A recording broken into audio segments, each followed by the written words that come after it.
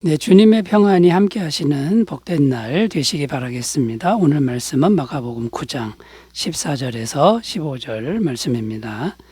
이에 그들이 제자들에게 와서 보니 큰 무리가 그들을 둘러싸고 서기관들이 그들과 더불어 변론하고 있더라. 온 무리가 곧 예수를 보고 매우 놀라며 달려와 문안하거늘. 아멘. 자, 오늘 말씀의 내용이 어떤 내용이냐면 주님께서 변화산에서 내려오셨을 때 제자들의 상황을 설명해 주는 그런 말씀입니다. 제자들의 상황은 지금 어떤 상황이냐면 상당한 공경에 처한 상황이라고 설명이 됩니다. 자, 무리들이 둘러싸고 있었는데, 그러니까 사람들이 많이 와서 구경하고 있는 거죠. 서기관들과 변론하고 있었다, 이렇게 기록합니다. 이 변론이라는 의미는 심한 논쟁입니다. 그러니까 거의 싸우는 것 같은 논쟁인데요. 사람들이 와서 그걸 구경하고 있는 그런 상황입니다. 왜 서기관들이 심한 논쟁을 했냐면 그 제자들이 귀신 들린 아이를 고치지 못했다라는 겁니다. 그러니까 귀신 들린 아이를 못 고치니까 왜 못 고쳤느냐, 이제 이렇게 따지는 거고, 사기꾼들 아니냐. 소문나기는 귀신 들린 사람을 귀신을 쫓아내고 고친다고 들었는데 너희들 사기꾼들 아니냐. 아마도 이렇게 공격을 했던 것 같습니다. 그러니까 제자들은 몹시도 힘든 상황에 처해 있었다라는 겁니다. 자, 바로 그때 주님께서 산에서 내려오셨습니다. 그 제자들이 얼마나 기뻐했겠습니까? 자, 오늘 말씀이 보여주는 주님의 모습은 어떤 모습입니까? 우리가 공경에 처해 있을 때 늦지 않게 우리를 찾아오시는, 또 반드시 찾아오시는 그런 분이다라는 것을 말씀해 주고 있습니다. 그러니까 우리가 공경에 처할 때 반드시 우리를 찾아오시는 그런 분이 바로 우리 주님이라는 건데요. 자, 그러면 우리 구원받은 성도는 공경에 처할 때 어떤 믿음을 가져야 하는 것일까요? 공경에 처할 때 가져야 될 믿음 첫 번째는요. 주님께서 우리를 눈동자처럼 보고 계신다는 것을 믿어야 한다라는 겁니다. 신명기 32장 10절입니다. 여호와께서 그를 황무지에서 짐승이 부르짖는 광야에서 만나시고 호위하시며 보호하시며 자기의 눈동자같이 지키셨도다. 자, 우리가 황무지나 광야, 정말 살기 힘든 그런 곳이죠. 그런 인생길을 걸어가도 하나님이 눈동자처럼 이제 보고 계신다라는 거죠. 그러니까 우리를 주목하고 계시고 마치 엄마가 아기를 보듯이 이렇게 보고 계시고 무슨 일만 생기면 정말 달려와서 보호하시는 그런 모습이라는 것을 믿어야 된다라는 겁니다. 시편 139편 1절 4절 여호와여 주께서 나를 살펴보셨으므로 나를 아시나이다. 주께서 내가 앉고 일어섬을 아시고 멀리서도 나의 생각을 밝히 아시오며 나의 모든 길과 내가 눕는 것을 살펴보셨으므로 나의 모든 행위를 익히 아시오니 여호와여 내 혀의 말을 알지 못하시는 것이 하나도 없으시니이다. 우리 하나님이 우리에 대해서 모르시는 것은 하나도 없다라는 겁니다. 다 알고 계시고 일거수일투족을 다 보고 계신다. 자, 이것은 감시가 아니라 사랑이라는 겁니다. 혹시라도 무슨 일이 있으면 내가 도와줘야지 하는 그런 마음이라는 것이죠. 자, 이렇게 눈동자처럼 우리를 보고 계시는 사랑의 하나님인 것을 믿어야 된다라는 거죠. 자, 그러므로 우리가 이런 믿음을 길러야 되는데 나 혼자라는 생각을 할 때가 있죠. 세상에 나 혼자다, 나는 너무 외롭다, 이런 생각은 버려야 한다라는 겁니다. 이사야 40장 27절입니다. 야곱아 어찌하여 내가 말하며 이스라엘아 내가 이르기를 내 길은 여호와께 숨겨졌으며 내 송사는 내 하나님에게서 벗어난다 하느냐. 자, 이런 생각하지 말라는 거죠. 하나님 눈에 벗어난 우리의 우리의 상황은 없다라는 것이죠. 그리고 공경에 처하는 그런 상황 속에서도 우리가 믿어야 될 게 뭡니까?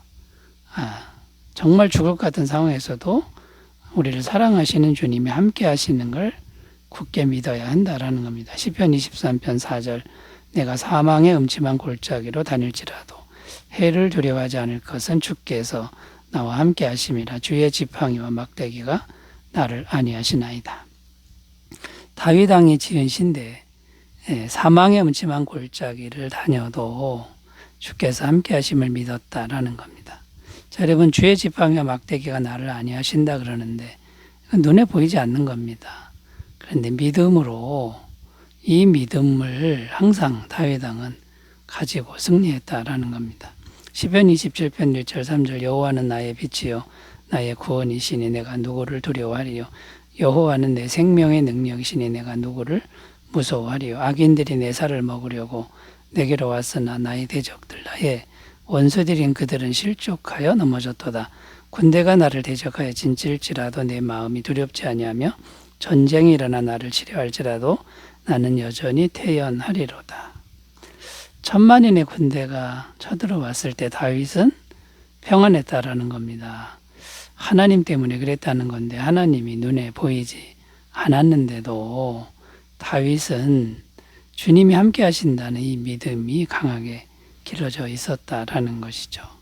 자, 여러분 우리도 이런 믿음을 이제 길러야 된다라는 겁니다. 그래야 공경에 처할 때 하나님을 믿을 수 있다라는 건데, 자, 이 믿음은 지속적인 기도 훈련으로 가능하다라는 거죠. 빌립보서 4장 6절 7절 아무것도 염려하지 말고 다만 모든 일에 기도와 간구로 너희 구할 것을 감사함으로 하나님께 아뢰라.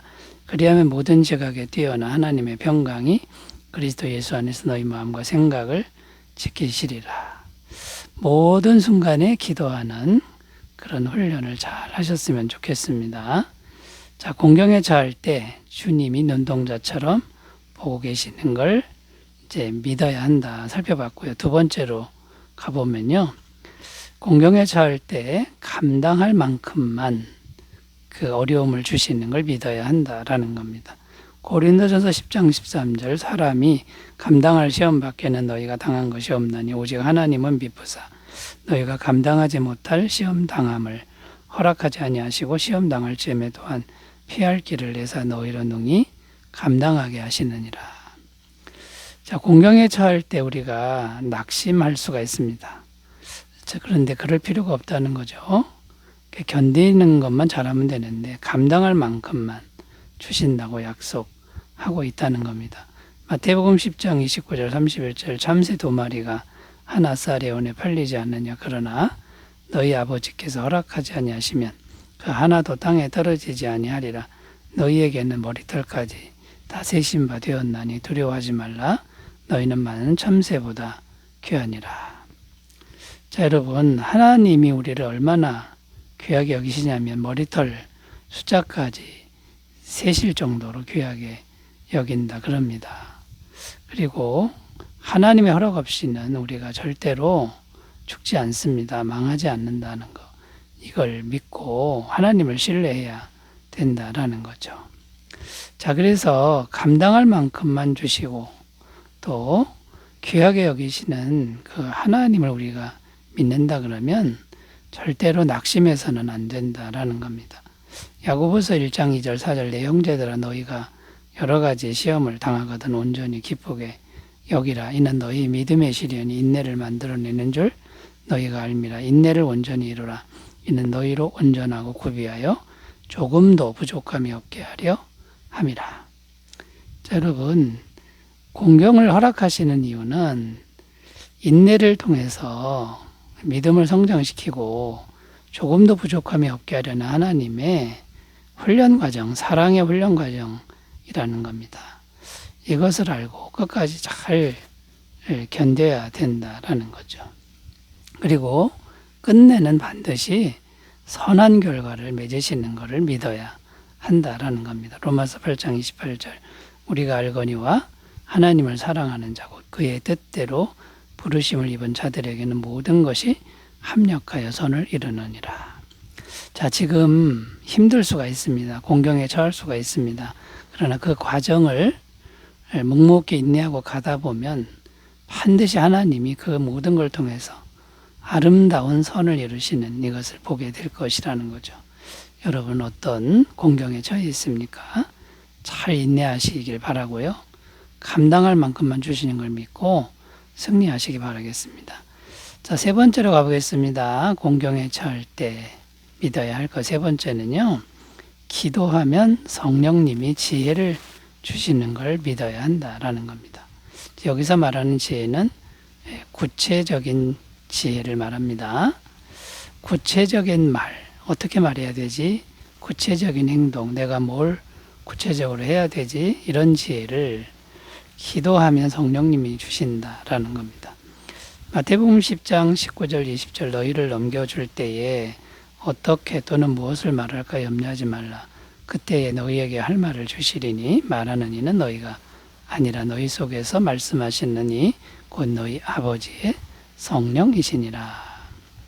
자, 우리가 뭘 말해야 될지 어떻게 행동해야 될지 모를 때가 있습니다. 당황스러울 때가 있는데 기도하면 성령께서 깨닫게 하시고 지혜도 주셔서 인도하신다. 이런 약속의 말씀이 되는 겁니다.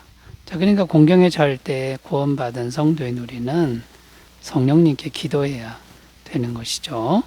야고보서 1장 5절입니다. 너희 중에 누구든지 지혜가 부족하거든 모든 사람에게 후히 주시고 꾸짖지 아니하시는 하나님께 구하라 그리하면 주시리라. 자, 이 말씀에서도 보면 지혜를 구하라 이렇게 가르치고 있습니다. 지혜 달라고 하라. 그러면 후히 주신다. 하나님께서 이렇게 약속하신 것을 믿고 위기의 순간에 공경의 순간에 기도를 꼭 하셨으면 좋겠습니다. 그리고 또 성경 말씀에 보면 기도하면 성경 말씀을 생각나게 하신다 이렇게 되어 있는데 이 성경 말씀이 생각나는 게 곧 하나님의 뜻이 되는 겁니다. 요한복음 14장 26절 보혜사 곧 아버지께서 내 이름으로 보내실 성령 그가 너희에게 모든 것을 가르치고 내가 너희에게 말한 모든 것을 생각나게 하리라. 말씀을 깨닫게 하는 은총이라는 겁니다. 이 말씀을 깨닫게 하는 은총 이것이 성령께서 주시는 건데 하나님의 뜻을 깨닫게 하는 아주 놀라운 은총이 된다라는 겁니다. 자, 그러므로 이제 공경에 처할 때 성령님에 대한 믿음의 태도를 우리가 잘 갖고야 되는데요. 평상시에 우리가 성령 충만을 항상 구하는 게 중요하다라는 겁니다. 평상시에 성령 충만 구해놓으면 성령님이 역사하기가 쉽다라는 거죠. 에베소서 5장 18절 술 취하지 말라 이는 방탕한 것이니 오직 성령으로 충만함을 하더라. 그 성령님이 늘 충만하니까 기도만 하면 언제든지 말씀하시고 인도하신다라는 겁니다. 그리고 이 성령님은 우리 안에 계시니까 우리 안에 계신 분과 친밀하게 대화하고 교제하고 기도하는 그런 습관을 잘 기르시면 분명하게 그리고 알아듣기 쉽게 우리의 길을 인도하시리라고 말씀하고 있습니다. 시편 25편 14절 15절 여호와의 친밀하심이 그를 경외하는 자들에게 있으며 그의 언약을 그들에게 보이시리로다. 내 눈이 항상 여호와를 바라보면 내 발을 그물에서 벗어나게 하실 것이미로다. 성령님과 친밀하면 행할 길을 보이고 올무에 걸리지 않게 하신다. 약속의 말씀을 꼭 믿으시고 공경을 잘 넘어가시길 바라겠습니다. 기도합니다. 하나님 아버지 어려움이 와도 낙심하지 않고 기도하게 하옵소서. 예수님의 이름으로 기도드립니다. 아멘. 주님의 임재 충만하시길 바라겠습니다. 감사합니다.